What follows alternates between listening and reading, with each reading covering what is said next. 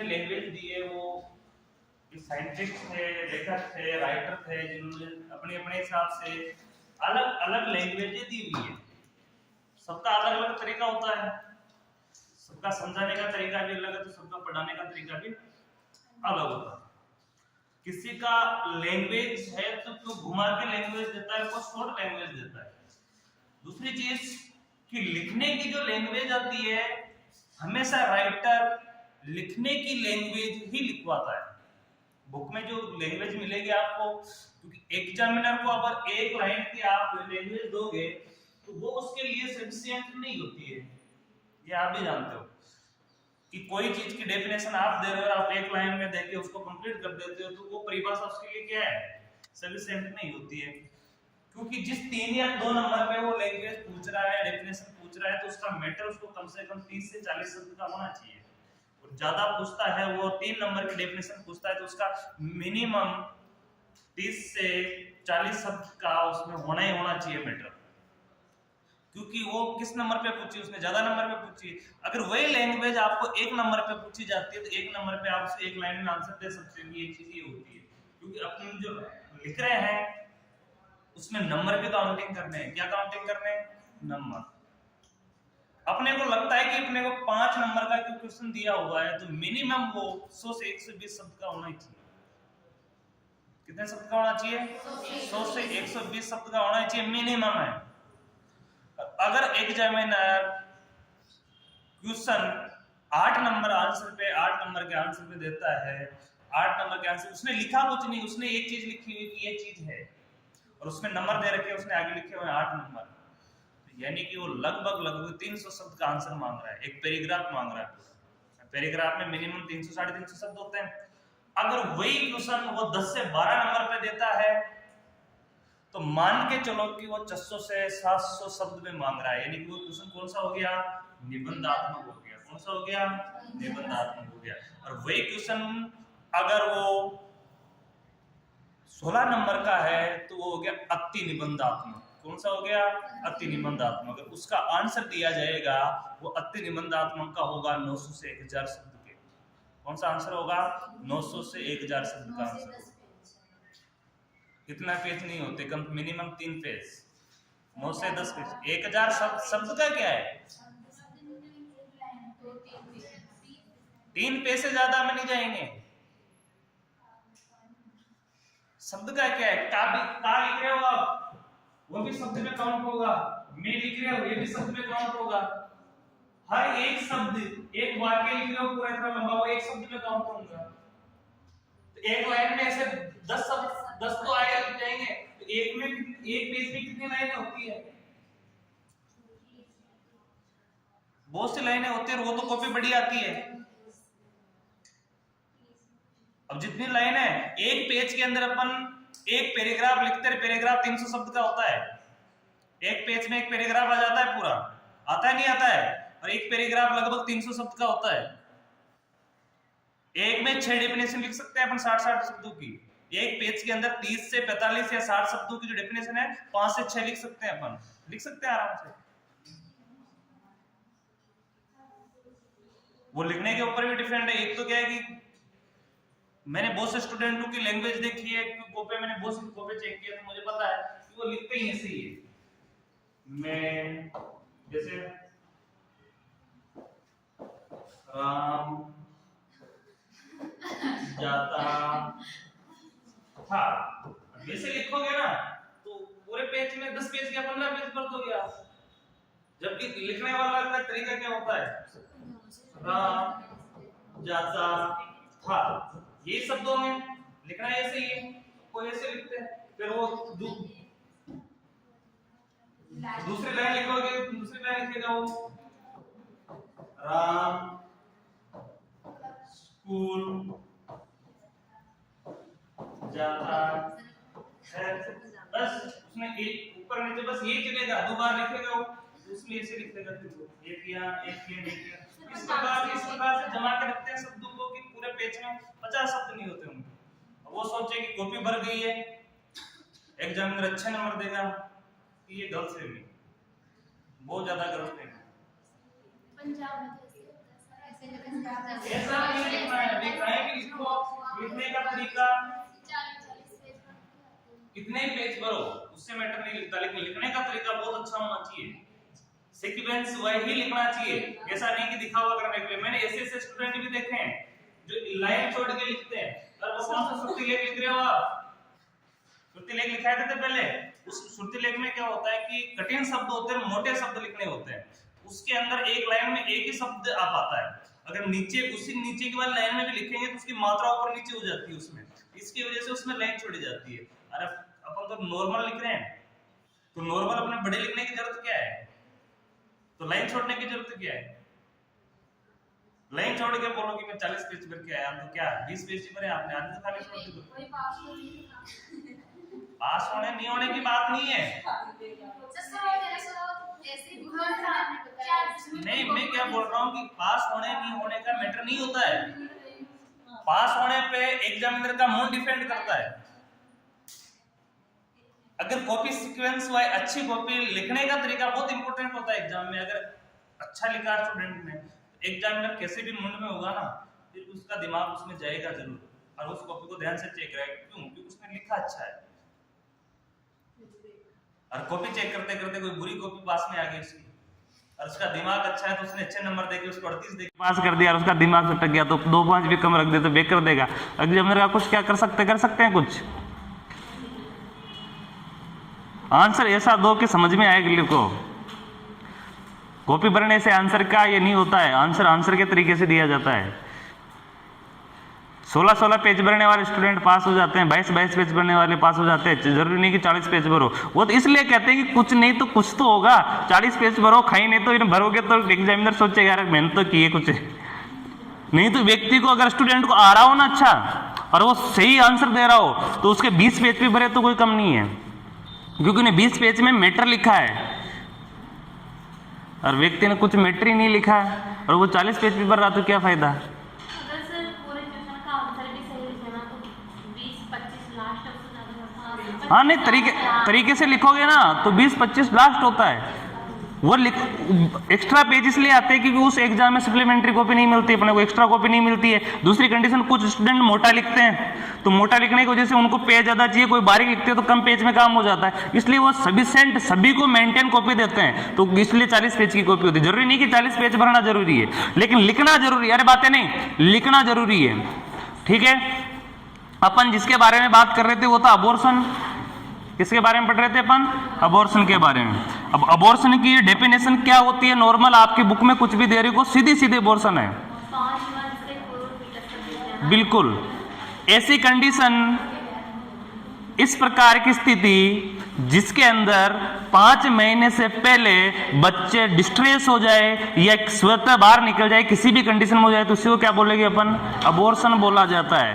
5 महीने, मैंने ये भी बताया था, पहले बताया था आपको उस समय कि 5 महीने से पहले होने वाली कंडीशन को अबॉर्शन ही कहा जाता है।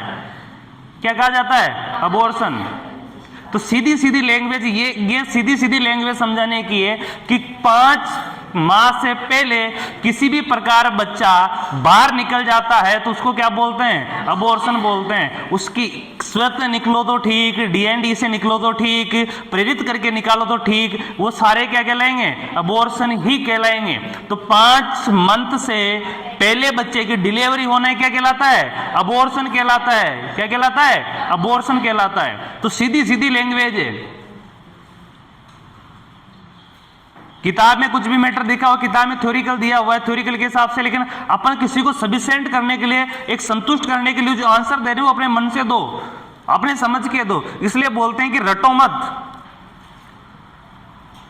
रटोगे तो वही कंडीशन होगी कि जो आपको किताब में लिखा है वही चाहिए मैटर। अगर उसमें एक शब्द भी, बीच का एक शब्द गायब हो गया ना आपके दिमाग से रटे हुए में से, तो पीछे का पूरा गायब हो जाता है। रटने की सबसे बड़ी कमी यही है। आप सीक्वेंस वाइज लिखते जा रहे हो, 2 लाइन आप पूरी कंटेस्ट रट रखी है, और तीसरी लाइन का एक शब्द आपसे गायब हो गया ना माइंड से, तो पीछे का मैटर पूरा गायब हो जाएगा। और आपने वही चीज समझ रखी है, आपको ये पता है, आपको लैंग्वेज नहीं पता, लेकिन आपको क्या पता है कि अबॉर्शन वास्तव में होता क्या है। तो आप उसमें 5 लाइन या 10 लाइन पूरा पैराग्राफ भर दोगे। आपको जानना किसको है? अबॉर्शन को जानना है। कि एबॉर्शन होता क्या है। फिर लैंग्वेज कुछ भी अपने मन से लैंग्वेज लिखो। आपको ये पता है कि अबॉर्शन में क्या होता है। अबॉर्शन में ये कि 5 महीने से पहले बच्चा गिर जाता है, उसी को अबॉर्शन कहा जाता है। अब आपको ये पता है तो उसमें बढ़ा चढ़ा के लैंग्वेज के आप 10 लाइन लिख दो तो वो अबॉर्शन है। अब आप रटी रटाए को पढ़ोगे तो वो नहीं बैठ पाएगा और वो याद भी नहीं होती। मैं सीधी बात बताऊं कि समझो, टॉपिक को समझो। मैंने पहले भी हर बार यही बोलता हूं आपको कि टॉपिक को समझो, न कि उसकी लैंग्वेज को समझो। टॉपिक समझ में आ गया तो लैंग्वेज आप बना सकते हो। मेन नाम समझ में आ गया तो आप लैंग्वेज उसकी बना सकते हो। अगर आपको अबॉर्शन समझ में आ गया तो अबॉर्शन की क्या होता है वो आप आराम से लिख सकते हो। आपको यह पता है कि अबॉर्शन 5 महीने से पहले होने वाली डिलीवरी या बच्चे गिरने को क्या बोलते हैं, अबॉर्शन बोलते हैं, तो उसमें आप उसका मैटर लिख सकते हो। उसके क्लिनिकल फीचर्स भी लिख सकते हो कि उसके साइन सिम्टम क्या आएंगे। उसके साइन सिम्टम नॉर्मल पता है कि बच्चा गिरेगा तो उसका पहला साइन आएगा ब्लीडिंग होगी। दूसरी कंडीशन है कि lover segment, abdominal lover segment में पेन होगा, दर्द होगा। तो आराम से लिख सकते हो आप ये चीज। अगर बच्चे की डिस्ट्रेस की कंडीशन थी गर्भ के अंदर तो फीवर भी आएगा, रेस्टलेसनेस भी होगा नहीं होगा। तो बस क्लिनिकल कोर के कितने चाहिए, 4-5 लिख दो, काफी है। डायग्नोस्टिक टेस्ट बोले तो अल्ट्रासोनोग्राफी मेन होता है। अल्ट्रासोनोग्राफी के जरिए डीएनडी होती है, डीएनडी उसके जरिए होती है, वो चालू रहती है, उसमें देख के तो करते हैं। नहीं तो कोई अंदर भेजा है ना, इतनी बड़ी थोड़ी ना कि उससे वो देख के अंदर को साफ कर रहे, नहीं कर रहे होते। वो पैनल पे देख के कर रहे होते हैं कि कौन सा टुकड़ा कहां रखा हुआ है, तो उसको उससे साफ करते हैं। नहीं तो स्किन नहीं छिल जाएगी अंदर की, और स्किन छिल गई तो पीपीएच हो जाएगा, पोस्टमार्टम हेमरेज या इंटरनल हेमरेज हो जाएगा, इंटरनल ब्लीडिंग जिसको बोलते हैं अपन। कंडीशन नहीं होगी ये, होनी है तो उसके लिए बाहर से हर चीज देखते हैं। तो वैसे तो अल्ट्रासोनोग्राफी होनी है, एक्सरा होना है, सीरम टेस्ट होना है, बहुत सी चीजें। नॉर्मल टेस्ट बेसिक प्रेगनेंसी में होने वाले कोई से भी लिख सकते हो। ब्लड टेस्ट हो रहा है। मैनेजमेंट क्या करना है, मैनेजमेंट में सबसे अच्छी चीज ये कि ड्रग देना है, केयर करनी है, हेल्थ एजुकेशन देना है, क्लिनिकल फीचर्स देने हैं, क्लिनिकल के बारे में बताना है, सैनिटरी पैड का उपयोग करवाना है, उसकी क्वांटिटी चेक करनी है, इन्फेक्शन से बचाना है। और मैनेजमेंट पे कोई अलग से कुछ थोड़ी आता है, फीवर है तो पैरासीटामोल देनी है। मैनेजमेंट पे कोई अलग चीज थोड़ी नहीं लिखोगे आप, संक्रमण है तो एंटीबायोटिक देनी है, यही तो लिखोगे ना। दर्द है तो पेन किलर देना है। फिर मैनेजमेंट में अलग से क्या कर लोगे आप, बहुत इजी मैनेजमेंट है, लेकिन उसके लिए अपने को दिमाग लगाना पड़ता है। अबॉर्शन के अपन ने टाइप पढ़े, अबॉर्शन का फर्स्ट टाइप कौन सा था, इसका फर्स्ट वाला इसका क्लासिफिकेशन के बाद अपन इसका फर्स्ट पढ़ा था, तो फर्स्ट था इसका संभावित गर्भपात।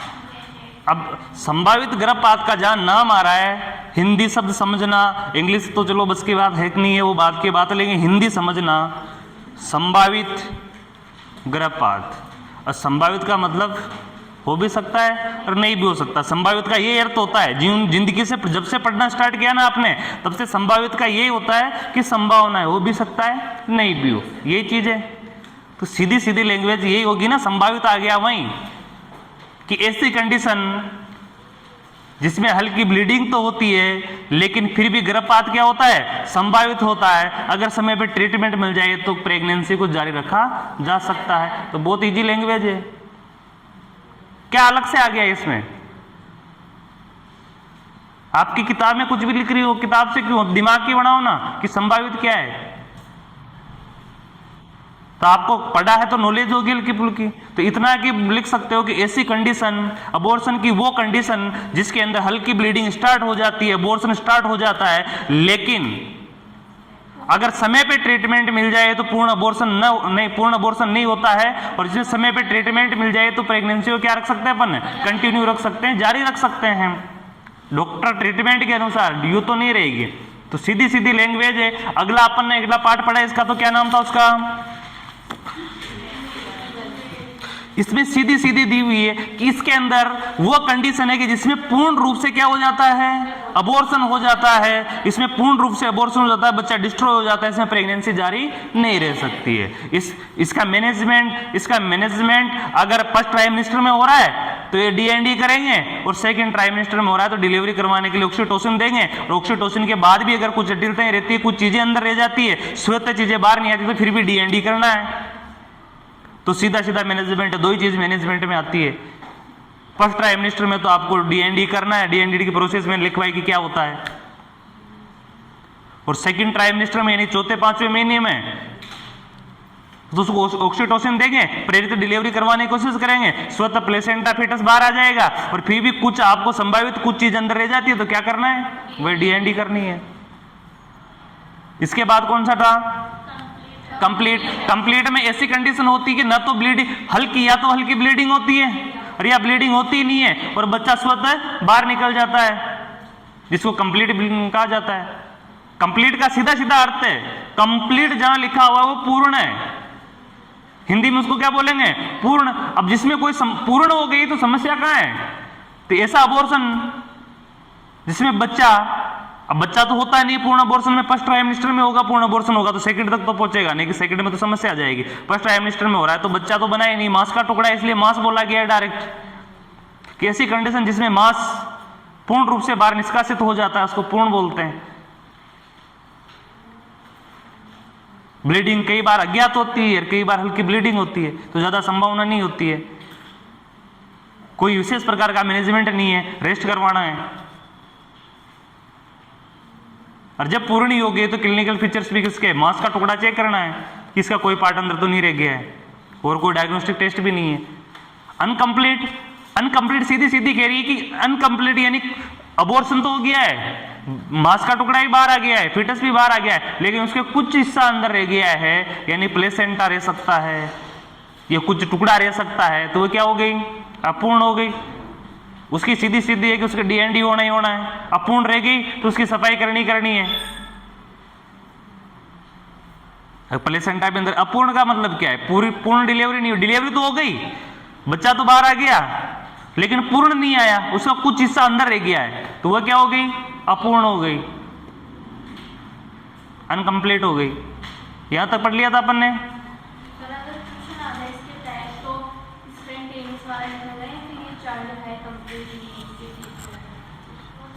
कौन सा वाला,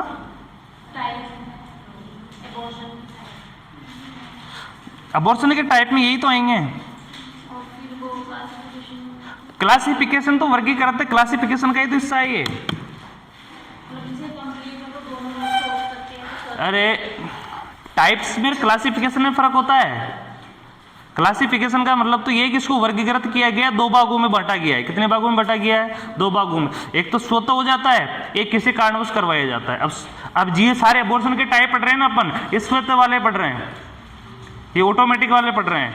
और जो ऑटोमेटिक नहीं है, जिसको अपन इलीगल लीगल या जो भी करवाएंगे, तो वो तो डॉक्टर को DND करनी पड़ेगी, वो कैसे भी करेंगे, तो वो अनलीगल है, उसका तो मैटर पढ़ना ही नहीं है। अपने को टाइप देखना है, वर्गीकरण की तो टाइप है, वर्गीकरण में तो पढ़ा है अपने टाइप।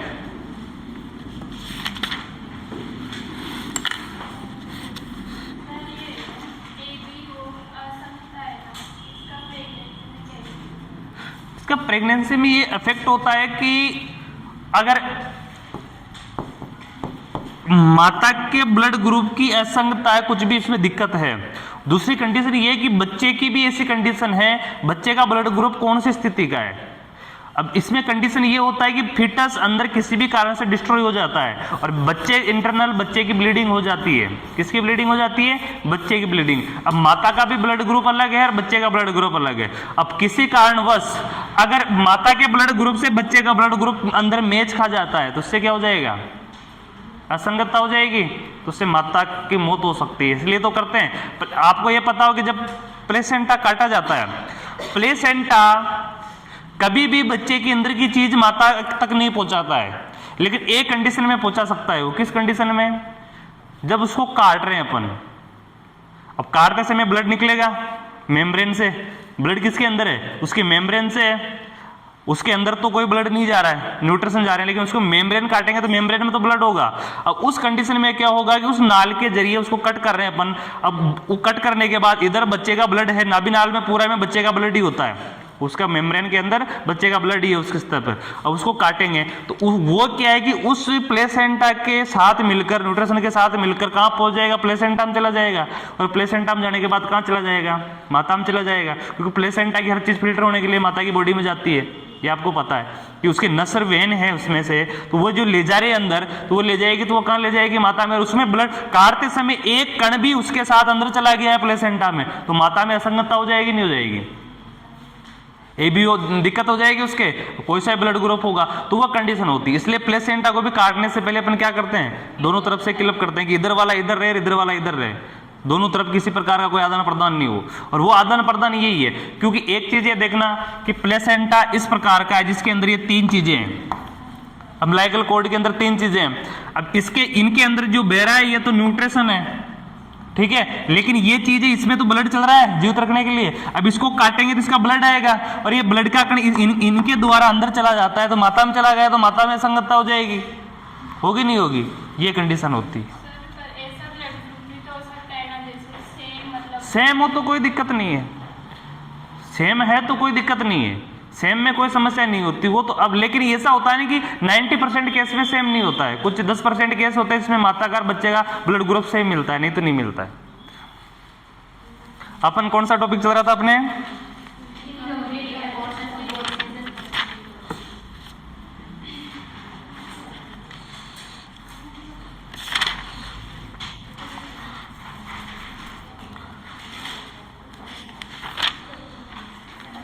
इनकम्प्लीट का क्या पढ़ लिया था अपन ने, डेफिनेशन ही हुई थी कंप्लीट। चल हेडिंग लगाना इसमें, फीचर्स,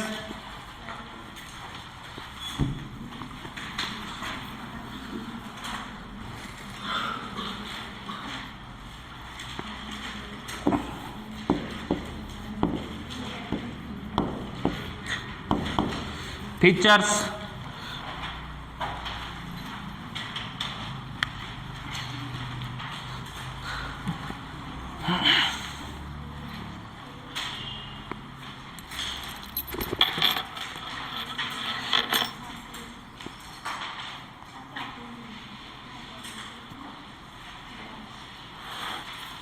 इसमें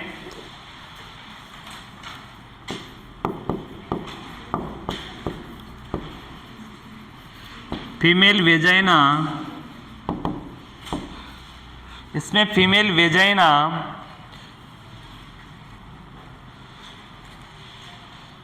से एक उत्तक समूह, फीमेल वेजाइना से एक उत्तक समूह, उत्तक समूह होगा तो ये क्या होगा, मास होगा, के निष्कासन की हिस्ट्री देती है।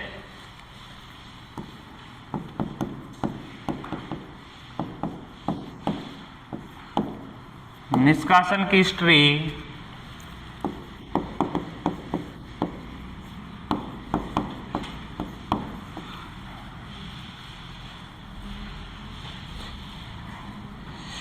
इसके बाद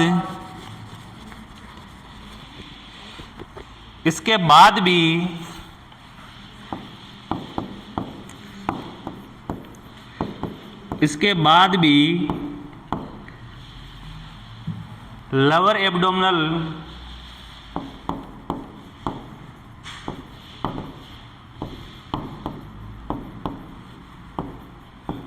में पेन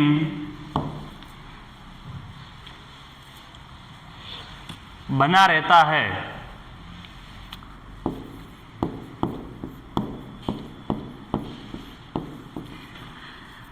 बना रहता है।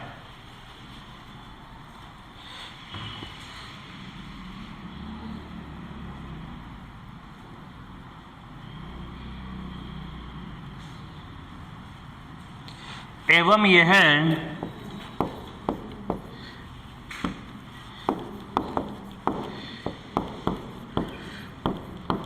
प्रकृति में एटन युक्त होता है।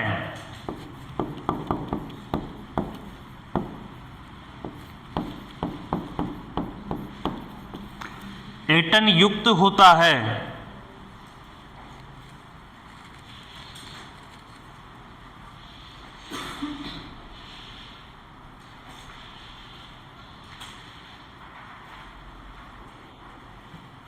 यद्यपि इससे प्रभावित क्षेत्र कम हो जाता है। यद्यपि इससे प्रभावित क्षेत्र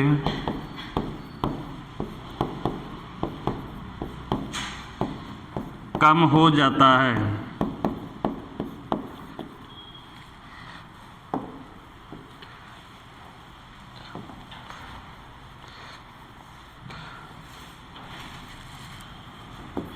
सेकेंड एरो पे लिखना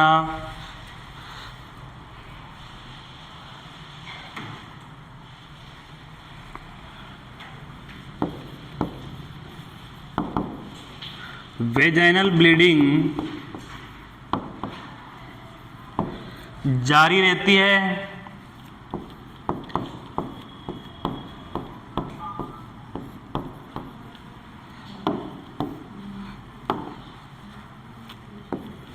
वेजाइनल ब्लीडिंग जारी रहती है।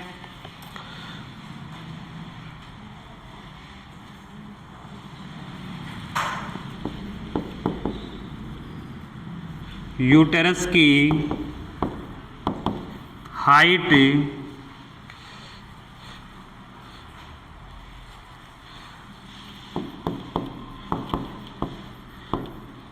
गर्भ अवधि के अनुपात में कम होती है। अरे जब बच्चा ही बाहर आ जाएगा तो ऑटोमेटिक यूटेरस की हाइट तो कम हो जाएगी ना। बच्चा जब तक यूटेरस में है तब तो यूटेरस की हाइट बनी रहेगी, और बच्चा बाहर आ गया है कि मांस का टुकड़ा बाहर आ गया है, उत्तक का टुकड़ा बाहर आ गया है, तो उसके बाद क्या बच जाएगा? वह नॉर्मल तो नहीं आएगी, लेकिन वो ढीलेपन में तो आ जाएगी, उसका आकार कम हो जाएगा, ऑटोमेटिक नीचे आ जाएगी। लेकिन फिर भी यूट्राइन कैविटी के अंदर क्या बच गया? कुछ कण बच गया है। इसी की वजह से निरंतर ब्लीडिंग चल रही है। इनकम्प्लीट का मतलब क्या है कि बच्चा तो बाहर आ गया है, जो बड़ा टुकड़ा था वो तो बाहर आ गया, लेकिन कुछ कण अंदर रह गया है, इसलिए क्या है, कंटिन्यू ब्लीडिंग हो रही है।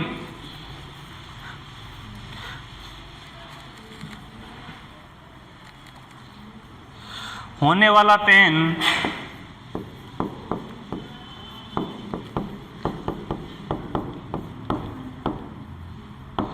सीवियर होता है।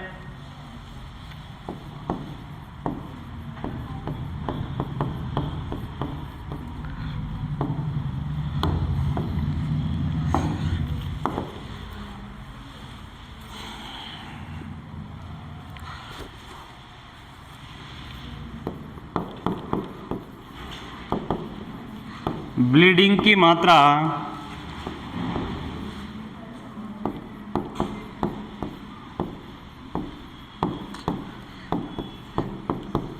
अधिक होती है।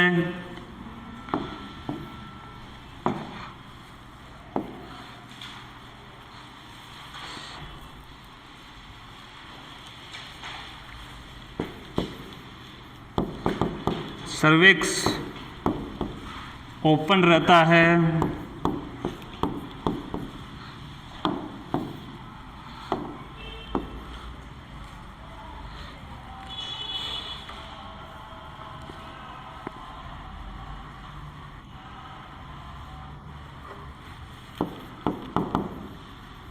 यूटेरस प्रोपेल्ट करने पर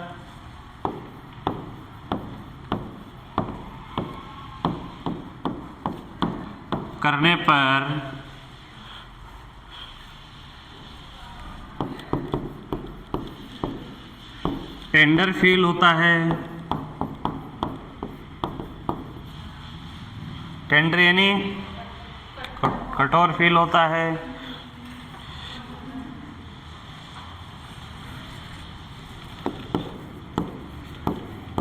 रोटेट करने पर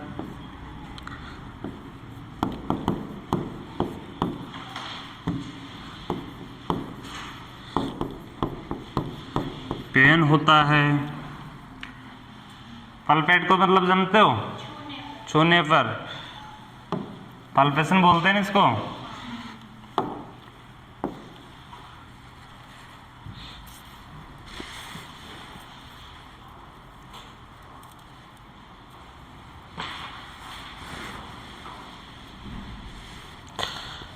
निष्कासित मांस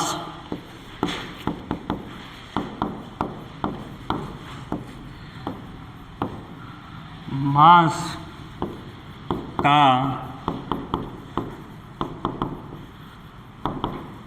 एग्जामिनेशन करने पर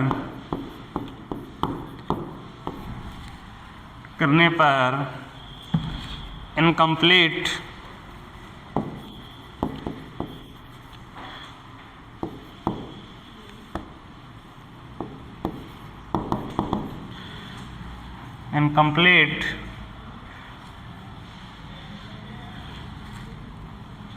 प्राप्त होता है।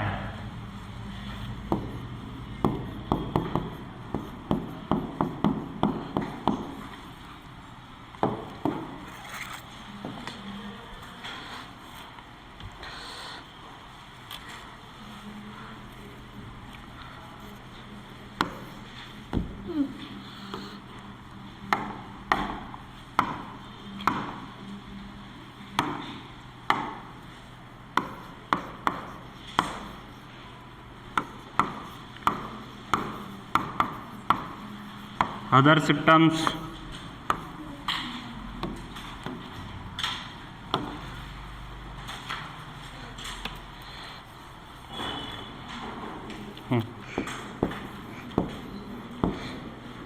fever,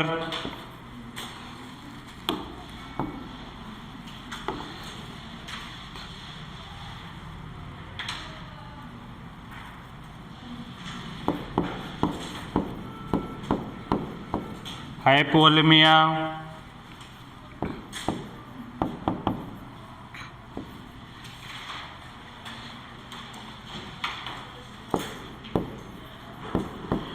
poloronus,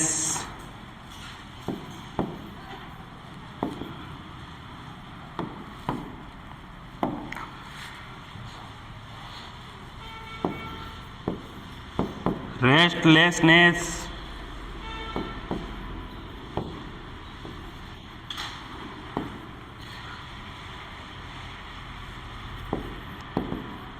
anorexia,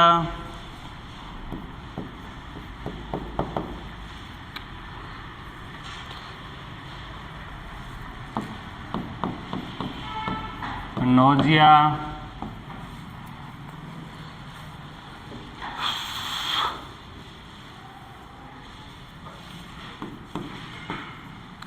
टेकिपेनिया,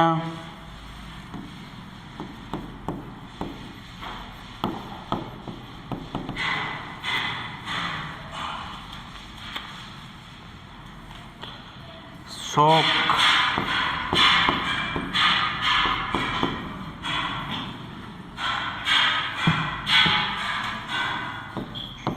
etc.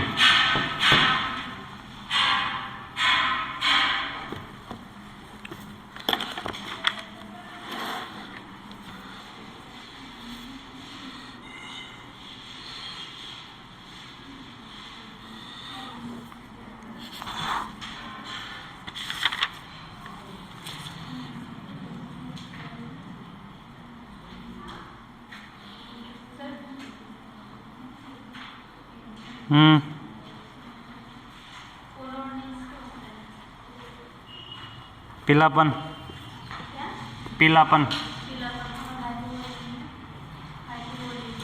Half volume में जो वॉल्यूम है उसकी मात्रा की कमी होना, ब्लड वॉल्यूम है ना उसकी मात्रा में कमी होना, हाइपोवॉल्यूम में होगा।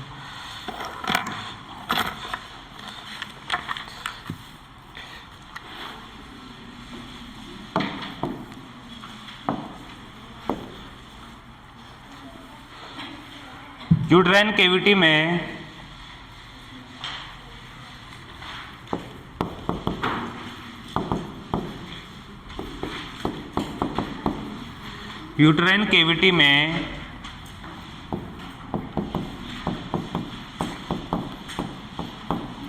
शेष रहे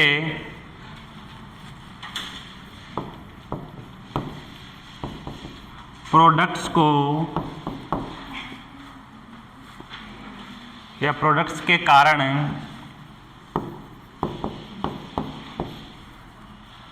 ब्यूटन कैविटी में शेष रहे प्रोडक्ट के कारण निम्न जटिलताएं उत्पन्न हो सकती है।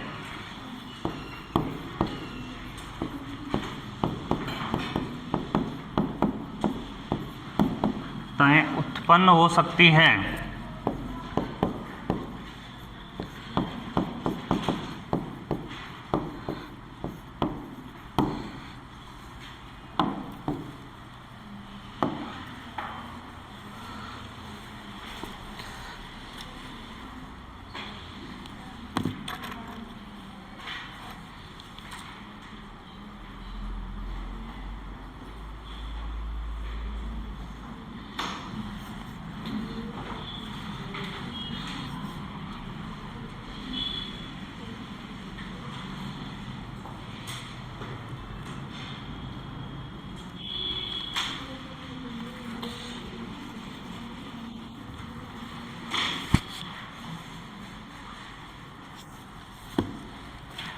पहला लिखना सेप्सिस,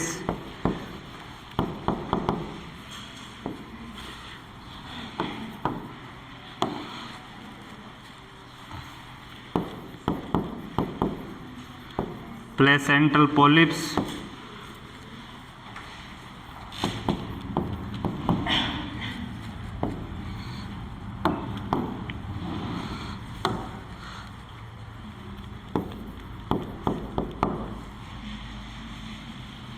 कोरियोकार्सिनोमा,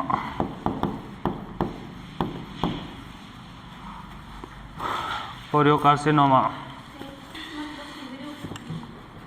हाँ, सेप्सिस कंडीशन वही रहती है।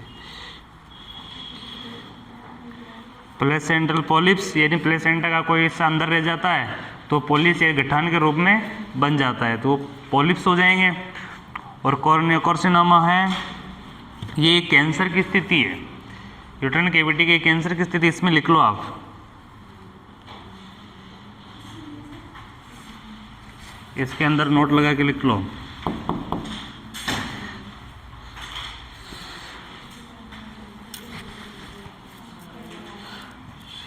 यूटेरस में होने वाला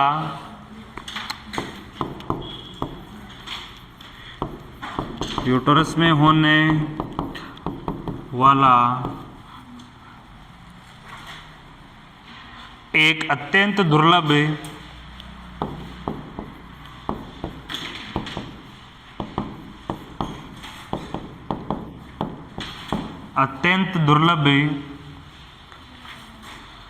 लेकिन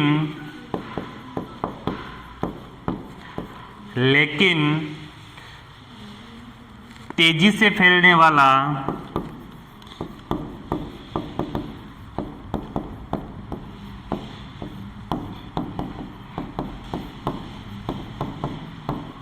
कैंसर है।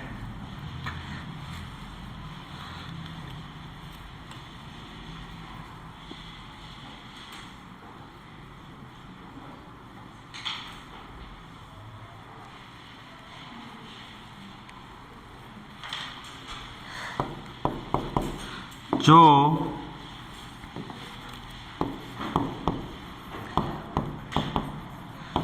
प्रेगनेंसी के बाद प्लेसेंटा सेल से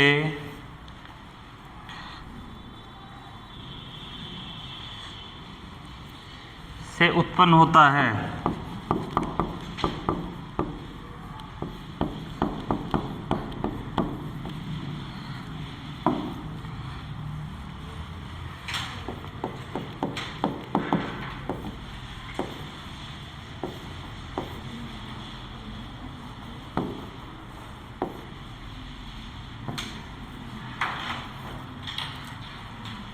ये दुर्लभ है, दुर्लभ इसलिए बोला गया है कि मिनिमम नॉर्मल नहीं होता है, ये समस्या नहीं होती। क्यों नहीं होती कि इसका सबसे बड़ा रीजन ये कि प्लेसेंटा के अंदर एबनॉर्मलिटी होती नहीं है, फीमेल के अंदर चेकअप में चलती है तो इसलिए नहीं होता, लेकिन दुर्लभ है। लेकिन कुछ कंडीशन ऐसी है कि जिसमें हो जाता है, तो ये क्या है, तीव्रता से फैलता है। क्या करता है, तीव्रता से फैलता है। और ये होता किससे है, जो प्रेगनेंसी के बाद प्लेसेंटा सेल से उत्पन्न होता है। किससे उत्पन्न होता है कैंसर, प्लेसेंटा की कोशिकाओं से उत्पन्न होता है। इसका मैनेजमेंट लिखना,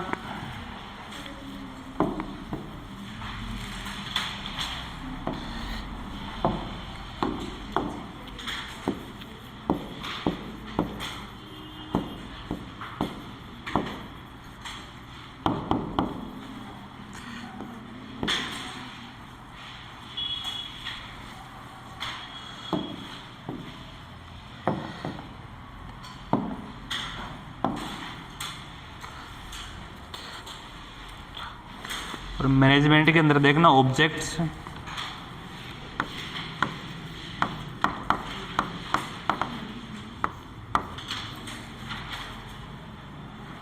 या ऑब्जेक्टिव्स,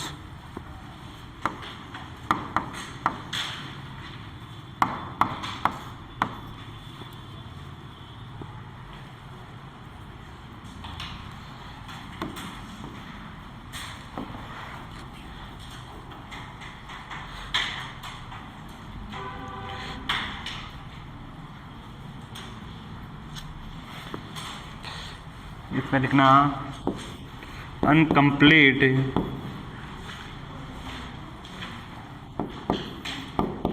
कंप्लीट अबॉर्शन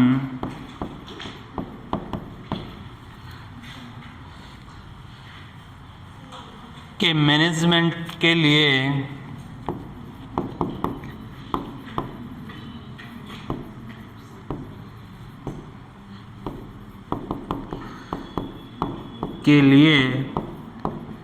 निम्न उद्देश्य होते हैं।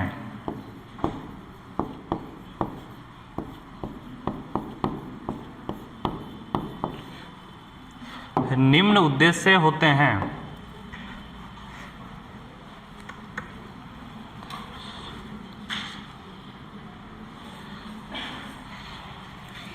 फर्स्ट लिखना इसका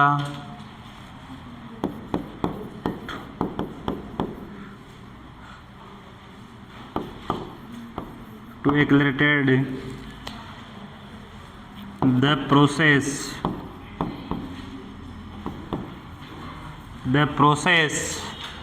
of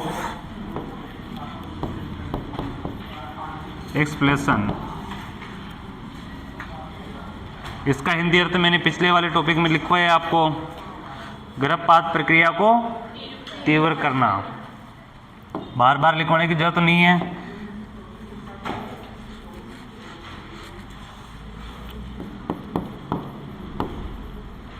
To maintain strict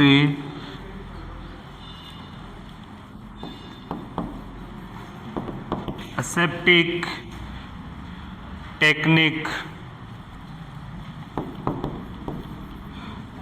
during labor।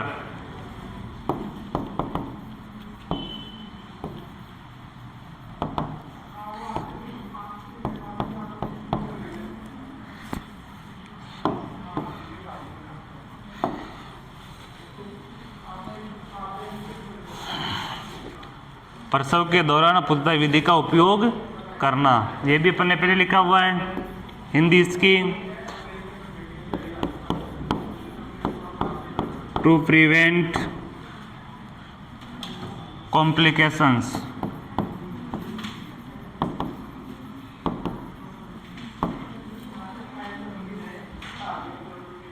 जटिलताओं की रोकथाम करना।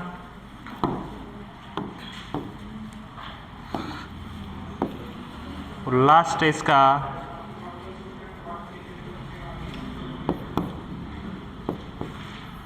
To provide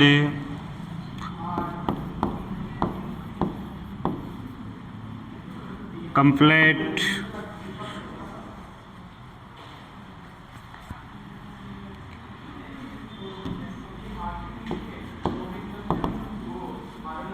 care in the patient।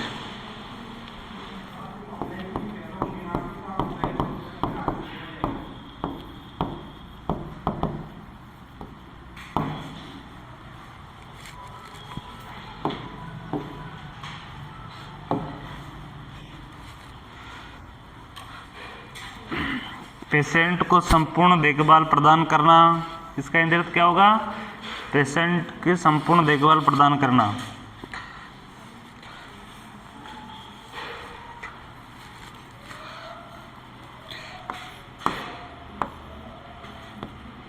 Treatment,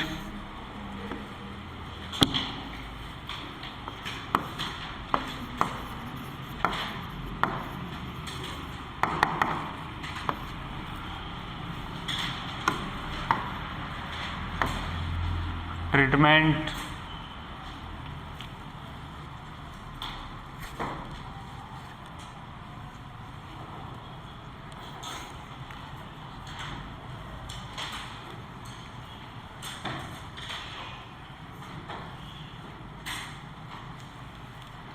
treatment में ए लिखना, बिफोर 12 वीक, 12 वीक से पहले,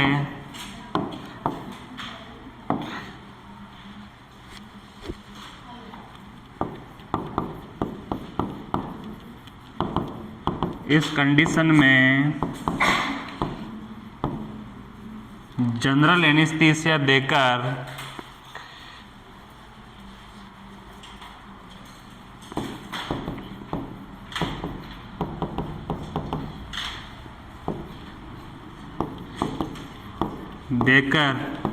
D&E करना। अब D&E की पूरी प्रोसेस पिछले में लिख रखी है अपन ने।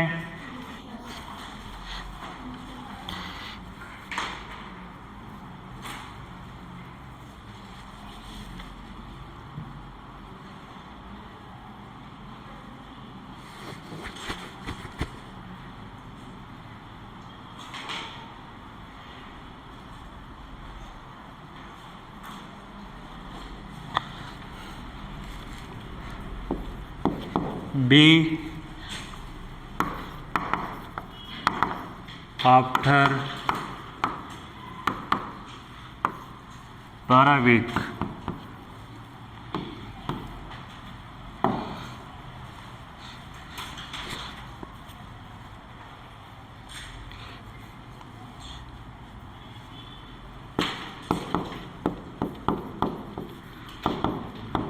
इस कंडीशन में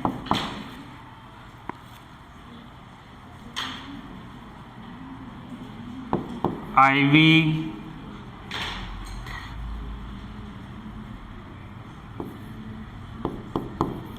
ऑक्सीटोसिन ड्रिप इन्फ्यूजन करना।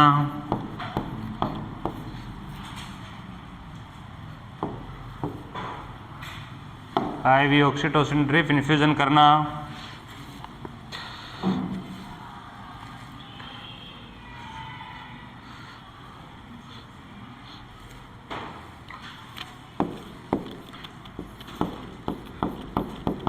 D&D करना, ये किया जाता है।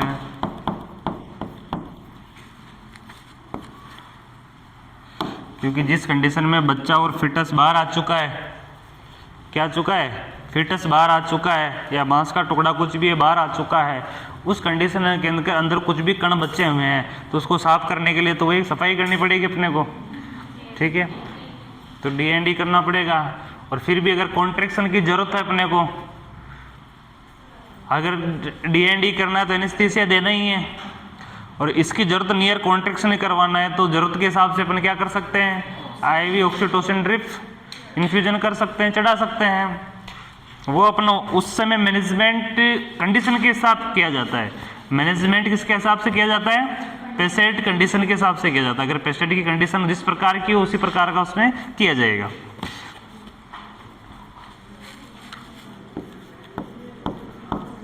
Ovum forceps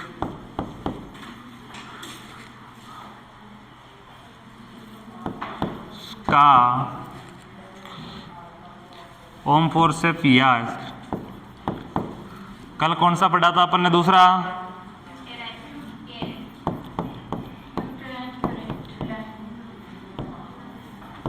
carat, Holt current, यही नाम पढ़ा था उसका। DJURETT। अरे वो तो कोई दिक्कत नहीं, वो तो पढ़ा ही है, मीनिंग तो करंट की कोई बात नहीं है, लेकिन नाम तो यही पढ़ा था ना। करंट या इसी को क्या बोलते हैं? करंट की सहायता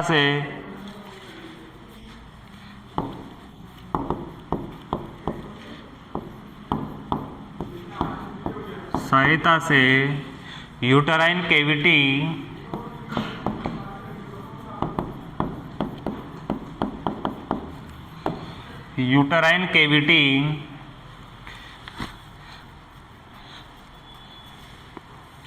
से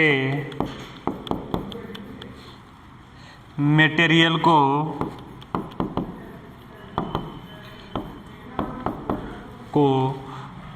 बाहर निकाला जाता है।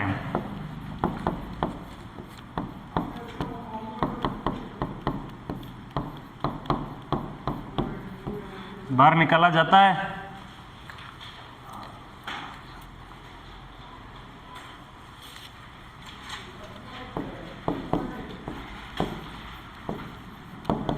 इस मटेरियल में fetus,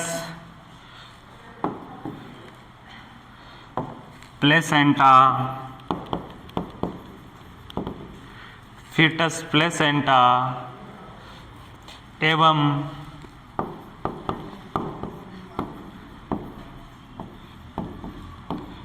मेम्ब्रेन्स के भाग हो सकते हैं।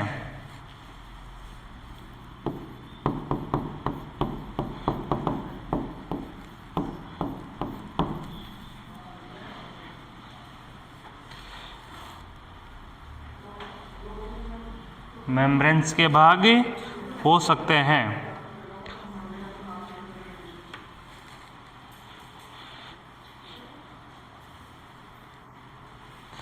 इस प्रोसीजर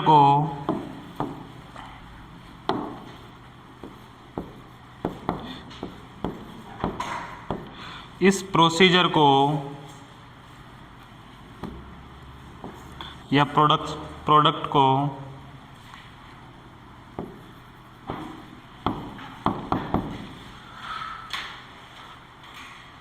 कॉन्सेप्शन भी कहा जाता है। कॉन्सेप्शन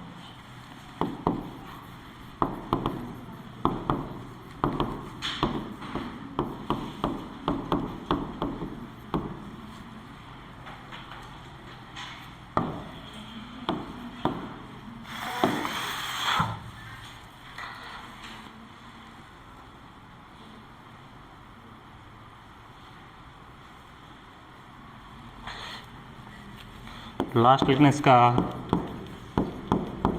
रिमूव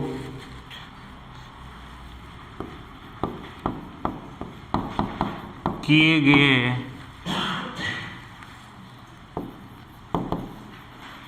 मटेरियल को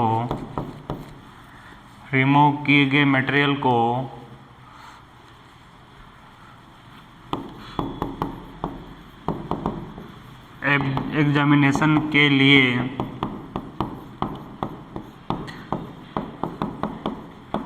प्रयोगशाला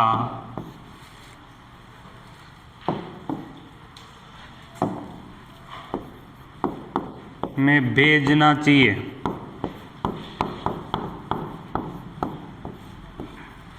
एवं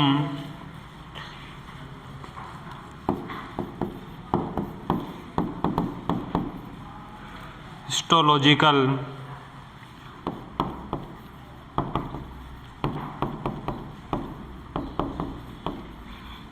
एग्जामिनेशन किया जाना चाहिए।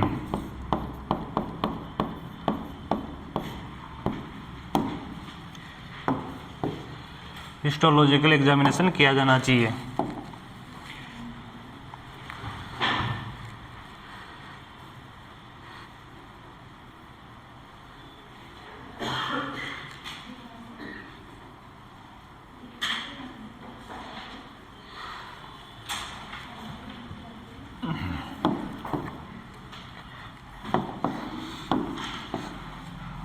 कितने नंबर का है अगला? 5 नंबर का है।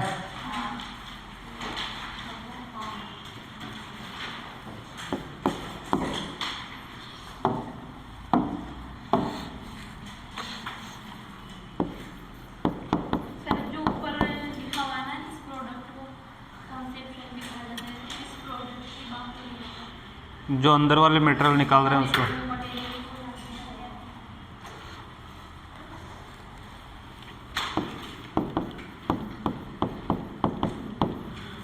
मिस्ड अबॉर्शन और साइलेंट मिसकैरेज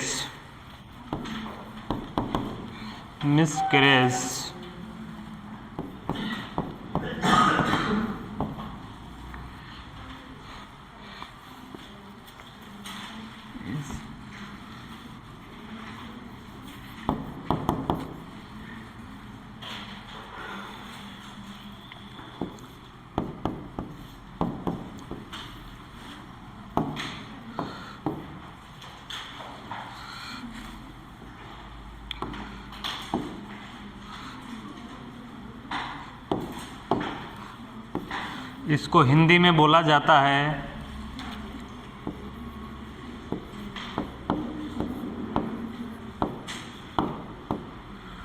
छूटा हुआ गर्भपात या मौन गर्भपात।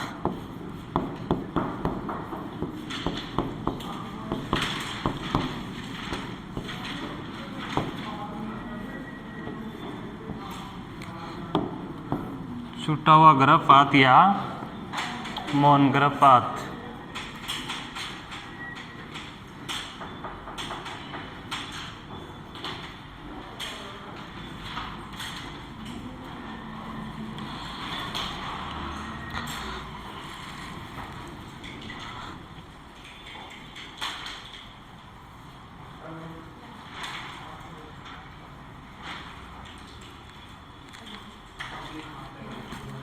इस पे लिखना इसकी डेफिनेशन।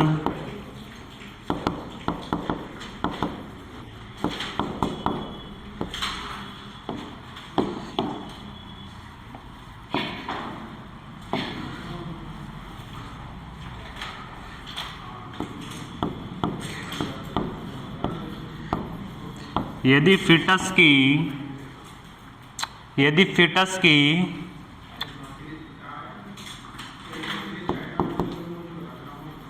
यूटेरस में ही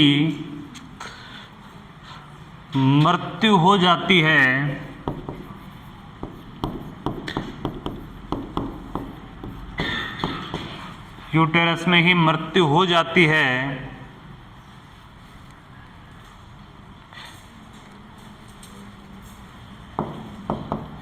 एवं यह यूटेरस में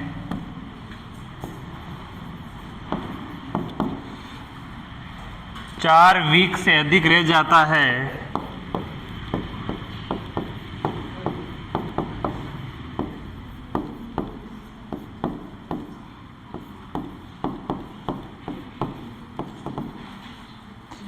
यूट्रस में 4 वीक से अधिक रह जाता है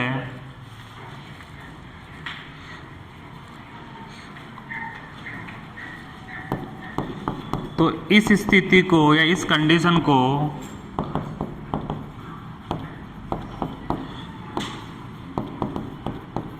missed abortion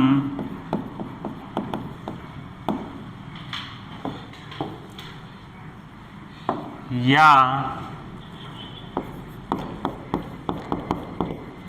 silent miscarriage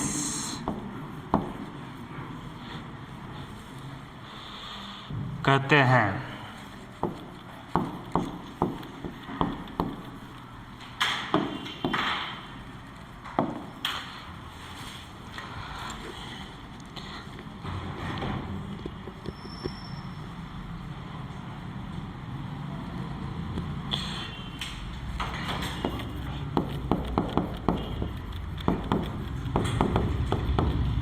silent miscarriage को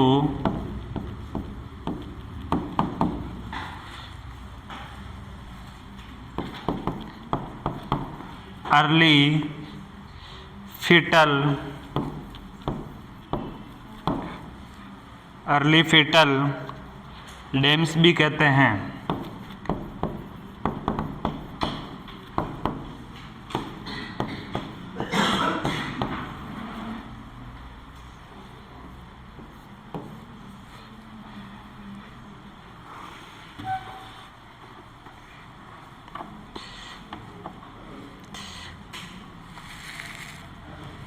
अब आपको 10 मिनट का ब्रेक है, उसके बाद क्लिनिकल फीचर्स पढ़ेंगे।